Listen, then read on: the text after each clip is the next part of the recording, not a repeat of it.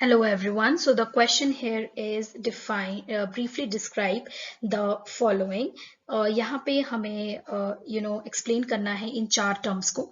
सबसे पहले है ट्रांसक्रिप्शन, दूसरा है polymorphism, then translation and the last one is bioinformatics. Bioinformatics के बारे में, ट्रांसलेशन के बारे में, पॉलीमॉर्फिज्म और ट्रांसक्रिप्शन के बारे में हमें इस क्वेश्चन में एक्सप्लेन करना है. सबसे पहले हम बात करते हैं ट्रांसक्रिप्शन की. तो ट्रांसक्रिप्शन की प्रोसेस में वो होती है जहाँ पे डीएनए से फॉर्म होता है आरएनए. इसी प्रोसेस को ट्रांसक्रिप्शन कहा जाता है. ये 3 स्टेप्स में होती है. सबसे पहले है इनिशिएशन, दूसरा है इलोंगेशन और third one is the termination. तो इनिशिएशन की जो प्रोसेस है वो सबसे पहला स्टेप है जिसमें जो आरएनए पॉलीमरेज है वो बाइंड होता है प्रमोटर रीजन में और प्रोवाइड करता है सिंगल स्टैंडर्ड टेम्पलेट ट्रांसक्रिप्शन की प्रोसेस के लिए. वही इलोंगेशन की प्रोसेस जो है, यहाँ पे आरएनए पॉलीमरेज जो है वो टेम्पलेट स्टैंड को रीड करता है और बेस पेयर्स को ऐड करता हुआ जाता है और चेन को इलोंगेट करता है. And then the last step is termination.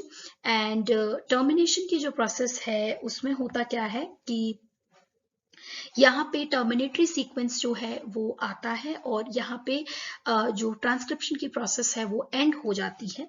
Next question जो है वो है polymorphism. Polymorphism as the name suggest, poly means many. Okay, तो यहाँ पे एक जेनेटिक वेरिएशन देखने को मिलती है और वहीं पर जो पर्टिकुलर स्पीशी है, जो एक पर्टिकुलर स्पीशी है वहां पे डिफरेंट टाइप के इंडिविजुअल्स जो हैं वो फॉर्म हो जाते हैं.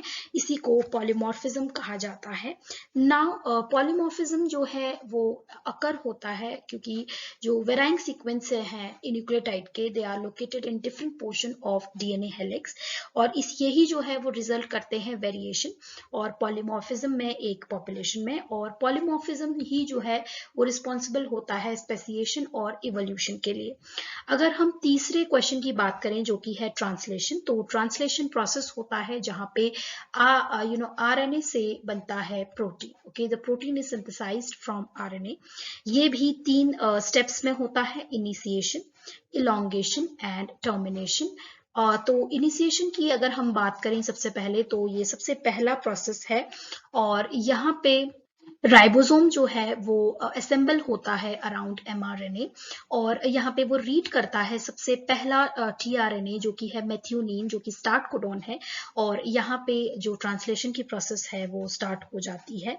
Now the next one is elongation. तो इलोंगेशन की स्टेज में होता क्या है कि जो अमीनो एसिड की चेन है वो इलोंगेट होती है या लंबी होती जाती है और ये लोकेट होती है द लार्जर सब unit of ribosome.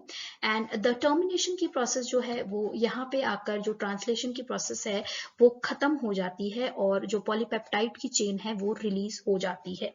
Now the last question is bioinformatics. Bioinformatics जो है वो यूज होता है इंफॉर्मेशन टेक्नोलॉजी का यूज जो है वो होता है किस लिए, कलेक्ट करने के लिए और एनालाइज करने के लिए बायोलॉजिकल डाटा जैसे कि जेनेटिक कोड्स हैं, प्रोटीन सीक्वेंसेस हैं. तो इन्हें कलेक्ट करने के लिए और इन्हें एनालाइज करने के लिए इंफॉर्मेशन टेक्नोलॉजी का यूज जो है उसी को बायोइन्फॉर्मेटिक्स कहा जाता है. और अगर हम देखें बायोइन्फॉर्मेटिक्स जो है वो एडवांसमेंट लाता है in the field of molecular biology and there is a invention of computer, scientific techniques and instrumentation in nano level. और यही जो है वो बायोइन्फॉर्मेटिक्स के डेवलपमेंट में हेल्प करता है. So this was the answer to the following question, and these were the meanings of the following terms that were asked in the question. Thank you.